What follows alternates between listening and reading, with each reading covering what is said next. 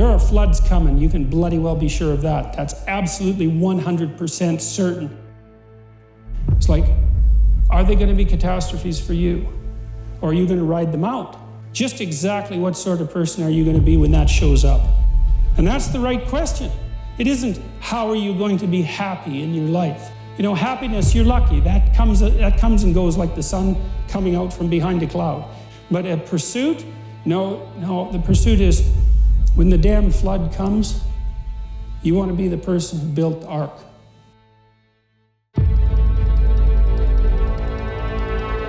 There are some things in life that are out of your control that you can't change and you gotta live with.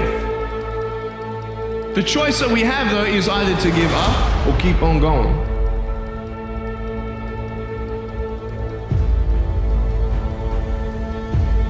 I want to ask you, what are you going to believe? Are you going to believe in yourself? Are you going to believe everybody else's judgment on you?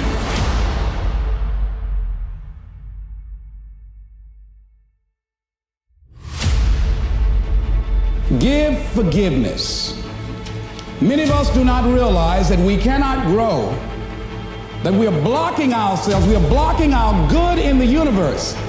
We're literally standing in the way of the flow of what life has to us because we haven't learned how to forgive.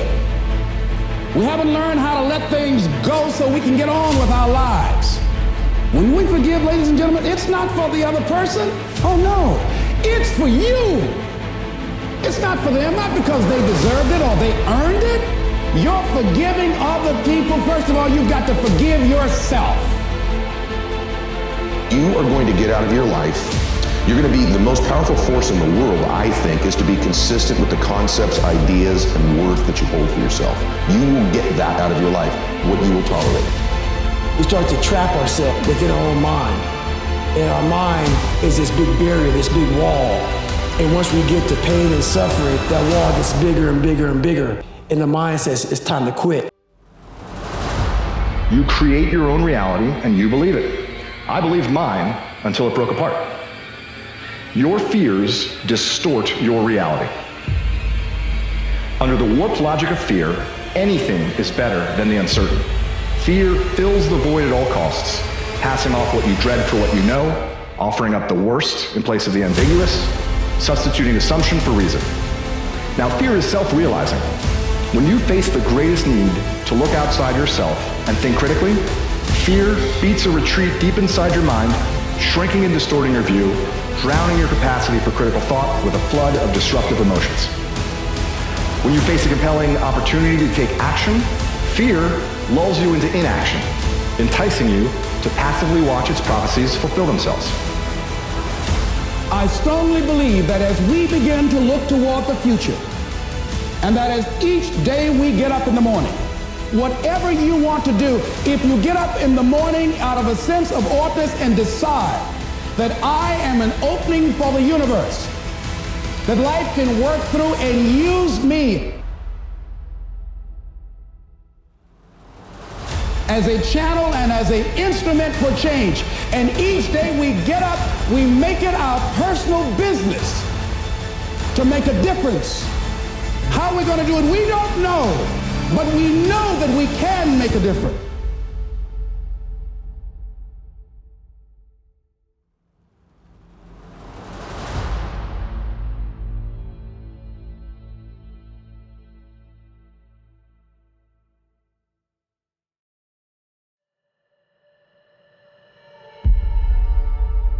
What is this force that is controlling you even now and will continue to do so for the rest of your life?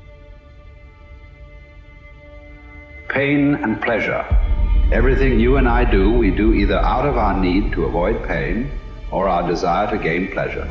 Understanding and utilizing the forces of pain and pleasure will allow you once and for all to create the lasting changes and improvements you desire for yourself and those you care about.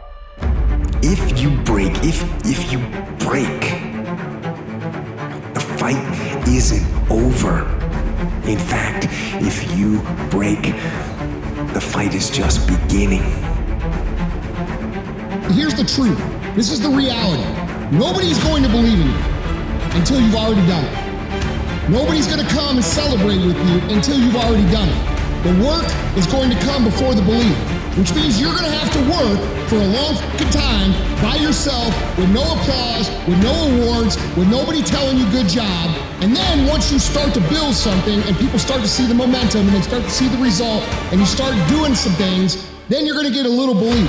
And then what's going to happen is you're going to believe. And then what's going to happen? You're going to go do a little bit more work and a little bit more work. Results are going to come more. More people are going to believe. Nobody fucking believes in you because you haven't done anything yet. That's the reality. I believe that everything happens for a reason. People change so that you can learn to let go. Things go wrong so that you can learn to appreciate them when they're right. And sometimes good things fall apart so better things can fall together. And for most people, they think they rise to the occasion. When it hit, I'm gonna be ready. No, you don't rise to the occasion, you revert back to your training. Get up before the sun. Be ready to attack. Yes, that means get up early. This will be hard at first, but it will become normal. And once you are accustomed to it, early rising is guaranteed to make your day better. So get after it.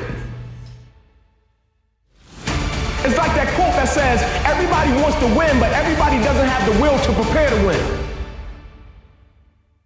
It was no longer about what do you want. Now it's about what are you willing to go through in order to get it. Everybody want it,